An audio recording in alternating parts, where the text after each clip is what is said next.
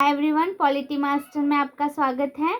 पिछली कक्षा में हमने केंद्र राज्य संबंध के अंतर्गत विधायी संबंधों को विस्तार से पढ़ा, जिसमें हमने पहला पॉइंट केंद्र और राज्य विधान के सीमांत क्षेत्रों को पढ़ा, दूसरा विधायी विषयों का बंटवारा पढ़ा।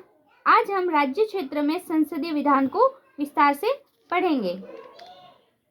राज्य क्षेत्र में संसदीय विधान केंद्र एवं राज्यों के बीच बंटवारे की उक्त व्यवस्था सामान्य काल में विधायी शक्तियों के बंटवारे के लिए होती है।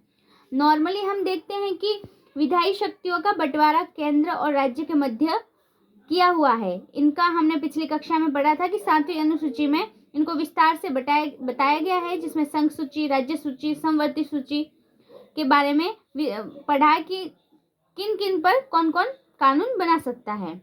पर कभी ऐसी असामान्य परिस्थिति आ जाए जिसमें यह महसूस हो, तो हमारे संविधान में यह प्रावधान किया हुआ है कि राज्य क्षेत्र में संसद विधान बना सकती है।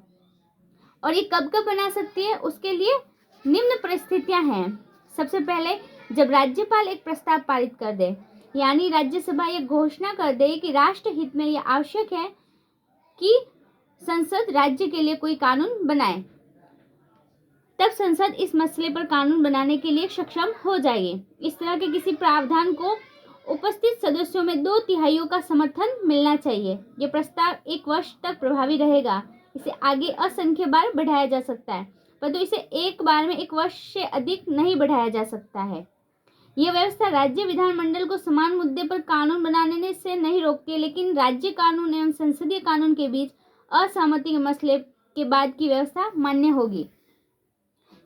इसमें यह होता है कि जब राज्यसभा ऐसा चाहे कि कोई ऐसा कानून बने जो वह संसद को कहे कि यह कानून हमारे यहाँ आप बनाइए, तब जाके संसद उनके लिए वह कानून बनाती है राज्य की सहमति से। जैसा कि हम एक उदाहरण के तौर पर ले सकते हैं कि संसद को वस्तु और सेवा कर के संबंध में एक कानून बनाने के लिए राज्य सूची ने कहा था। दूसरा, हम राष्ट्रीय आपातकाल के दौरान आर्टिकल 250 के तहत यदि आपातकाल प्रभावी हो जाए तो संसद वस्तु एवं सेवा कर के संबंध में राज्य सूची के मामलों की शक्तियां अधिग्रहित कर लेती है। आपातकाल समाप्त होने के 6 माह बाद यह व्यवस्था प्रभावी रहेगी। यहाँ भी राज्य विधानमंडल की समान मुद्दे पर कानून बनाने की शक्ति प्रतिबंधित नहीं होती है, लेकिन इसमें भी टकराव की स्थिति में संसदीय कानून हावी रहता है। कहने का मतलब, राष्ट्रीय आपातकाल के दौरान संसद उस पर कानून जरूर बना सकता है, पर इसका मतलब यह नहीं है कि विधानमंडल उस पर कानून नहीं बना सकता।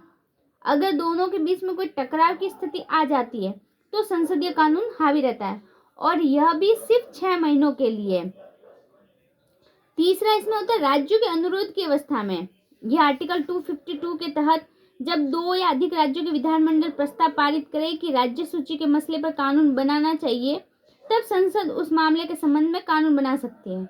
मान लो, उदाहरण के तौर पर राजस्थान और गुजरात सरकार चाहती है कि उन पर कोई ऐसा कानून बने जो दोनों के लिए मान्य हो, तब संसद उन दोनों पर कानून बनाएगी। पर आप लोगों का ये सवाल हो सकता है कि क्या यह कानून सभी राज्यों पर लागू होगा?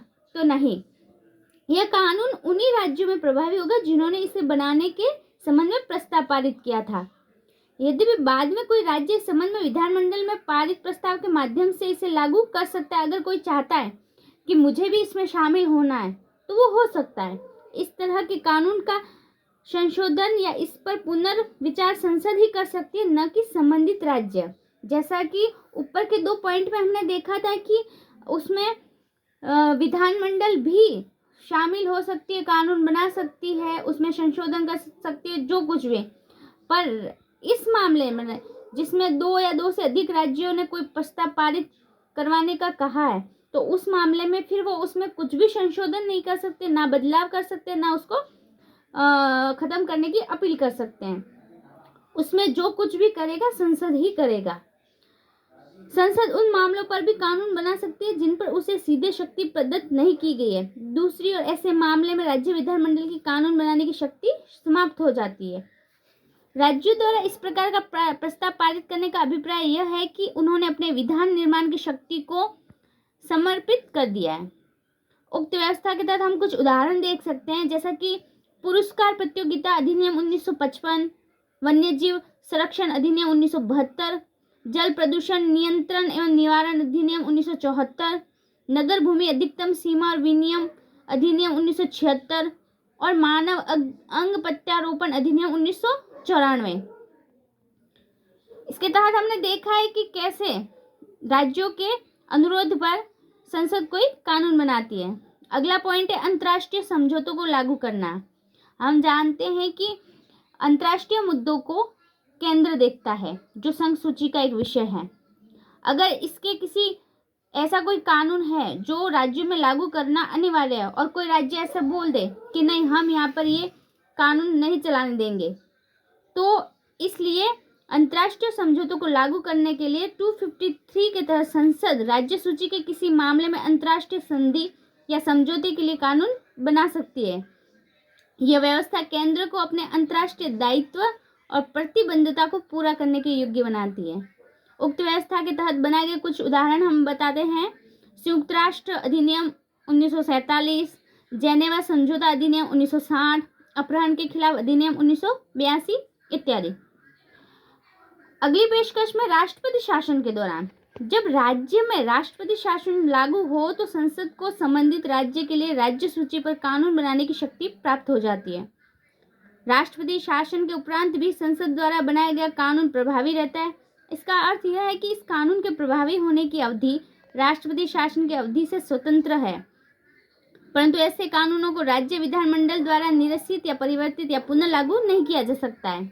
राष्ट्रपति के शासन के दौरान अगर राष्ट्रपति ने कोई विधान बना दिया है तो उस विधान को भी बदल नहीं सकते, ना उसमें कुछ संशोधन कर सकते हैं, ना उसको पुनः लागू कर सकते हैं।